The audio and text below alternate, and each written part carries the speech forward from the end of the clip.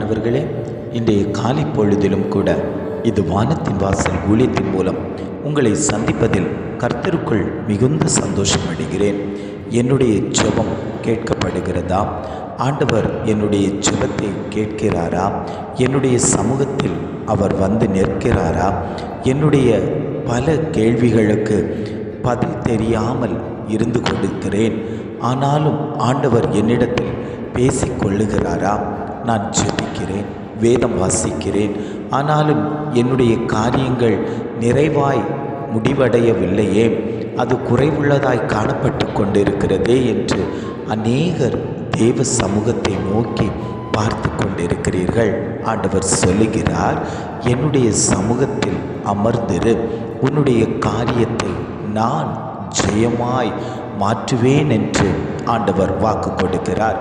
இன்றைய காலை பொழுதிலும் கூட ஆண்டவர் நமக்கு தரக்கூடிய நல்ல வார்த்தை என்னவென்றால், மத்தேயு 18 அதிகாரம் 20 இவ்வாறாக சொல்லுகிறது, 2 பேராவது 3 பேராவது என் நாமத்தினாலே எங்கே கூடியிருக்கிறார்களோ அங்கே அவர்கள் நடுவில் இருக்கிறேன்.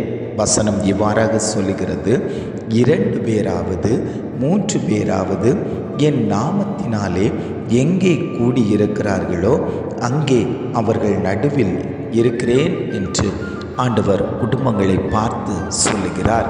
இன்றைக்கு எத்தனை பேர் ஆண்டவரை தேடுகிறீர்கள்? வீடுகளில் குடும்ப ஜெபம் இருக்கிறதா? நான் அதிகமாய் ஜெபிக்க வேண்டும் என்று ஆசைப்படுகிறேன், ஆனாலும் என்னுடைய ஜெபத்திற்கு பதில் வரவில்லையே, நான் தனியாக ஜெபிக்கிறேன், நான் குடும்பமாய் ஜெபிக்க ஆசைப்படுகிறேன் என்று அநேகர் தேவனை பார்த்து கொண்டிருக்கிறீர்கள்.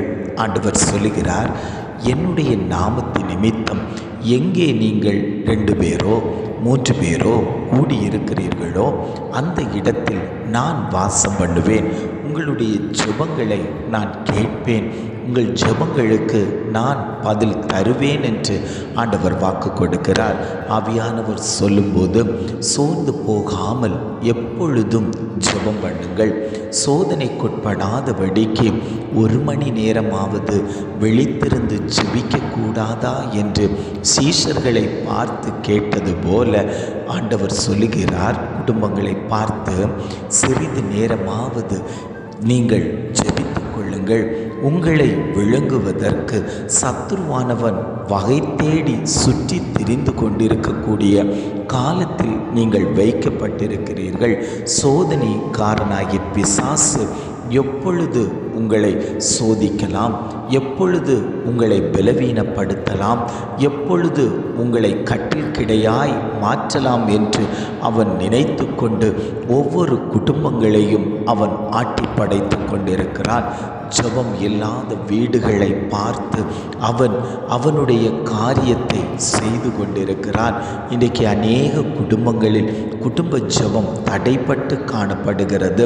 பிள்ளைகளோடு கணவன் மனைவி சேர்ந்திருந்து ஜெபிக்க ஆரம்பிக்கும் போது குடும்பங்களில் தடைகள் மாற்றப்படும், குடும்பத்தில் ஒரு விடுதலை சம்பவிக்கப்படும்.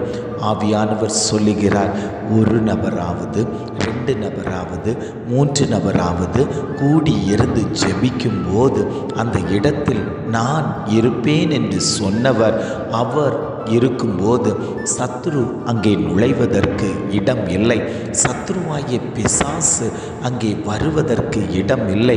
அவன் குடும்பங்களை தொட முடியாது.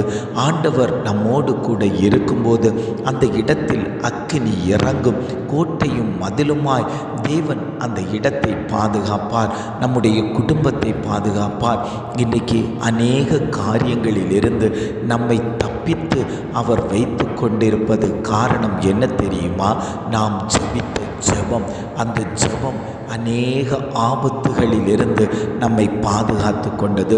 எத்தனையோ ஆபத்துகள் நம்மை நெருங்கி வந்த போதிலும் கூட அந்த ஆபத்துகள் எதுவும் நம்மை தொடாமல் பாதுகாத்ததே. ஆனால் நீங்கள் ஜெபித்த ஜெபம் அதற்கு பதில் தந்தது. ஜெபித்த ஜெபம் உங்களோடு கூட நின்றது. ஜெபித்த ஜெபம் கண்ணிகளை பொட்டி தரிக்க வைத்தது. சாத்தானுடைய சக்திகளை அழித்தது. அப்பேற்பட்ட வல்லமை உள்ள ஜெபம் எப்பொழுதும் நம்முடைய குடும்பத்தில் ஒலித்து கொண்டே இருக்க வேண்டும். தனி ஜெபம் தேவைத்தான். அதே போன்று குடும்ப ஜெபம் இன்னும் அதிகமாய் தேவைப்படுகிறது. இந்த மாயான உலகத்தில் வாழ்ந்து கொண்டிருக்கிற நாம் ஒவ்வொருவரும் தேவனை நோக்கி முறையிடுவது அவசியமாய் இருக்கிறது. என் துதி எப்பொழுதும் கர்த்தரை நோக்கி கொண்டே இருக்க வேண்டும். அவர் நமக்கு வாய்களை தந்திருப்பது ஆண்டவரை துதிப்பதற்கு மட்டுமே தவிர அனாவசிய பேச்சுகள் பேசுவதற்கல்ல, அனாவசியமான காரியங்களை பார்ப்பதற்கல்ல. அவரையே நாம் துதித்து மகிமைப்படுத்தும் போது நம்முடைய குடும்பத்தில் ஒரு பிரசன்னம் இறங்கும். நம்முடைய குடும்பத்தை ஆட்கொண்டிருக்கக்கூடிய சத்ருவின் கிரியைகள் எல்லாம் அழிக்கப்படும் என்று ஆவியானவர் வாக்கு கொடுத்து கொண்டிருக்கிறார். எத்தனை பேர் ஆண்டவரே என் குடும்பத்துக்காகத்தான் நீங்கள் பேசி கொண்டிருக்கீங்க, என் பிள்ளைகள் குடும்ப ஜெபத்தில் வரல, என் புருஷன் குடும்ப ஜெபத்தில் வரல, மனைவி குடும்ப ஜெபத்தில் வரல, மாமனார் மாமியார் குடும்ப ஜெபத்தில் வரல, நான் தனிமையாய் ஜெபிக்க வேண்டியதாக இருக்கிறதே என்று அநேகர் தேவனை நோக்கி முறையிட்டு கொண்டிருக்கிறார்கள். ஆவியானவர் சொல்லுகிறார், எல்லாரையும் நான் ரட்சிப்புக்குள் கொண்டு வந்து எல்லாரையும் கூட்டி சேர்த்து எல்லாரையும் கரங்கோர்க்க வைத்து என்னை பார்க்க வைப்பேன் என்று ஆவியானவர் வாக்கு கொடுக்கிறார். அநேக குடும்பங்கள் ஆண்டவரே என் குடும்பத்தில் ஜெபம் இல்லைப்பா, நான் அதிகமாய் வாஞ்சிக்கிறேன், அதிகமாய் ஆசைப்படுகிறேன், ஆனாலும் ஏதோ ஒரு தடை என் குடும்பத்தில் பிரச்சனைகளை உண்டு பண்ணுகிறது, போராட்டங்களை உண்டு பண்ணுகிறது. ஜெபிக்க இருக்கும்போது சத்ருவானவன் அந்த ஜெபத்தை தடைப்படுத்தி கொண்டிருக்கக்கூடிய காரியங்கள் அதிகமாய் என் குடும்பத்தில் நடக்கிறது ஆண்டவரேன்னு சொல்லி அநேகர் அழுது கொண்டிருக்கிறார்கள். ஆண்டவர் சொல்லுகிறார், அந்த சத்ருவின் கிரியைகளை நான் அழிப்பேன். நீங்கள் குடும்பமாய் ஜெபிக்க ஆரம்பிக்கும் போது, அந்த துதி சத்தம் ஒலிக்கும் போது, துதிகளின் மத்தியில் வாசம் பண்ணுகிற நான் அந்த கிரியைகளை எல்லாம் அழித்து உங்கள் குடும்பத்தில் ஜெயத்தை தருவேன் என்று ஆவியானவர் வாக்கு கொடுத்து கொண்டிருக்கிறார். ஜெபிக்கலாமா? அன்பின் பரலோக பிதாவே, இந்த காலை பொழுதுக்காக நாங்கள் உம்மை துதிக்கிறோம், ஸ்தோத்தரிக்கிறோம் ஆண்டவரே. இந்த காலை பொழுதிலும் கூட ஆவியானவர் எங்களுக்கு தந்த நல்ல வார்த்தைக்காக நாங்கள் உம்மை துதிக்கிறோம், ஸ்தோத்தரிக்கிறோம் ஆண்டவரே. 2 பேராவது 3 பேராவது என் நாமத்தினாலே எங்கே கூடியிருக்கிறார்களோ அங்கே அவர்கள் நடுவில் இருக்கிறேன் என்று சொன்ன நல்ல தகப்பன் ஆண்டவரே, இந்த வேளையிலும் நாங்கள் ஒருமனப்பட்டு கூடியிருக்கிறோம் ஆண்டவரே. ஒருமனப்பட்டு உம்மை நோக்கி பார்த்து கொண்டிருக்கிறோம் ஆண்டவரே. எங்கள் மத்தியில், எங்கள் குடும்பங்கள் மத்தியில், எங்கள் பிள்ளைகள் மத்தியில் தேவன் இருக்கும்படியாய் நாங்கள் ஜெபிக்கிறோம். எங்கள் குடும்பங்களில் இருக்கக்கூடிய தடைகளை எல்லாவற்றையும் தேவன் மாற்றிவிட்டதற்காக நாங்கள் உமக்கு நன்றி செலுத்துகிறோம் ஆண்டவரே. இம்மட்டுமா எங்களோடு கூட இருந்த தகப்பன் இனியும் நீர் எங்களோடு கூட இருக்கணும். மரண பரியந்தம் வரைக்கும் நீர் எங்களோடு கூட இருக்கணும் ஆண்டவரே. அப்பா, நித்திய ஜீவனை பெற்றுக்கொள்ள முடியாதபடிக்கு சத்ருவானவன் பல தடைகளை கொண்டு வந்து போடுகிறான். அந்த தடைகளை எல்லாம் தேவன் அகற்றும்படியாய் நாங்கள் ஜெபிக்கிறோம் ஆண்டவரே. முடிவு பரியந்தம் நிலை நிற்பவனே ரட்சிக்கப்படுவான் என்று சொன்னது போல ஆண்டவரே, நாங்கள் ரட்சிப்புக்குள்ளாகி நான் மட்டுமல்ல ஆண்டவரே, புருஷன் மட்டுமல்ல ஆண்டவரே, மனைவி மட்டுமல்ல ஆண்டவரே, பிள்ளைகள் மட்டுமல்ல ஆண்டவரே, சொந்த பந்தங்கள் மட்டுமல்ல ஆண்டவரே, நாங்கள் குடும்பமாய் ரட்சிப்புக்குள் வந்து உண்மையே ஆராதிக்கக்கூடியவர்களாய் ஒவ்வொரு குடும்பத்தையும் தேவன் மாற்றும்படியாய் நாங்கள் ஜெபிக்கிறோம். ஆவியானவர் பெரிய காரியங்களை இந்த நாட்களில் தேவன் செய்துவிட்டதற்காக நாங்கள் உமக்கு நன்றி செலுத்துகிறோம். இம்மட்டுமாய் நடத்தின தகப்பன் இனியும் எங்களை நடத்தும்படியாய் நாங்கள் ஜெபிக்கிறோம்.